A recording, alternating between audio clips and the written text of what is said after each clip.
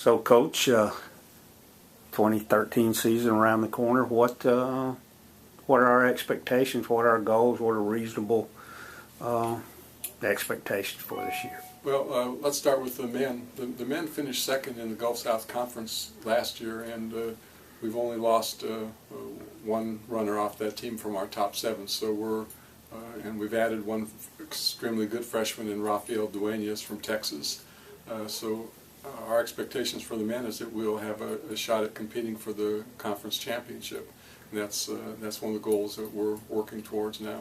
As far as the women go, we were in a rebuilding mode last year, and our women finished 11th in the conference, which was the lowest finish since I've been here. But we've got 6 of those girls back, and one good freshman in Mackenzie Scroggin from Kansas, and so we're expecting them to be improved. And I think a reasonable expectation for them this year might be top 5 in the conference. We've talked about that, and I mean, it'll be a challenge, but I think it's possible for them. So in terms of expectations, that's what we're looking at this year. Yeah. So when do we start?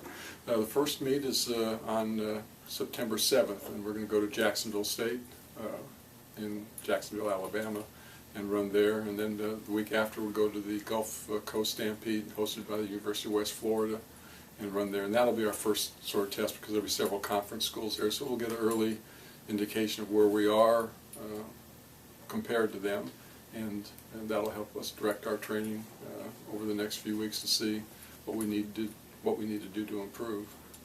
Does it help us down the road, or does it make any difference to run at Division I places with other Division I programs? Because I know that we do that during the course of the fall. Yeah. I think it's helpful. For the most part, our top runners don't run with the top runners from the Division I schools, but they do run with the sort of the middle pack runners. And anytime you can have somebody that's faster than you in the race, it's going to help even though they can't run with the top D1 runners, those guys push the pace, and so therefore the whole race will be faster, and that's good to learn how to do that, and that makes it like a really good workout, a real good training session.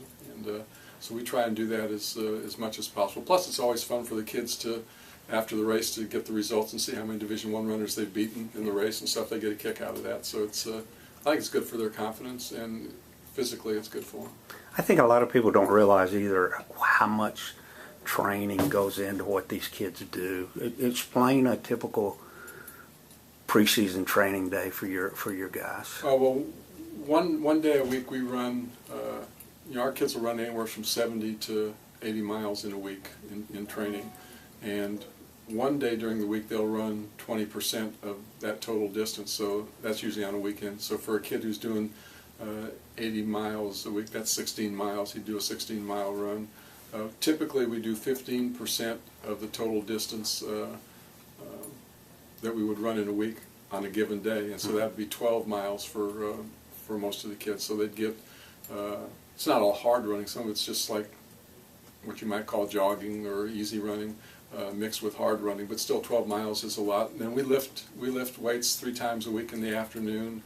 We usually swim or do deep water running a couple afternoons a week. So we work pretty hard. I mean, it's a lot of time-consuming kind of stuff, and it's tiring. And plus, our main run, our longer runs each day are done at 6 in the morning to try and avoid a lot of the heat of the day.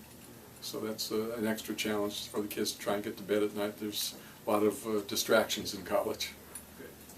And if you had to sum up what you expect, just maybe in 1 or 2 sentences, what you expect from both the men's and the women's side for this year, what would that be?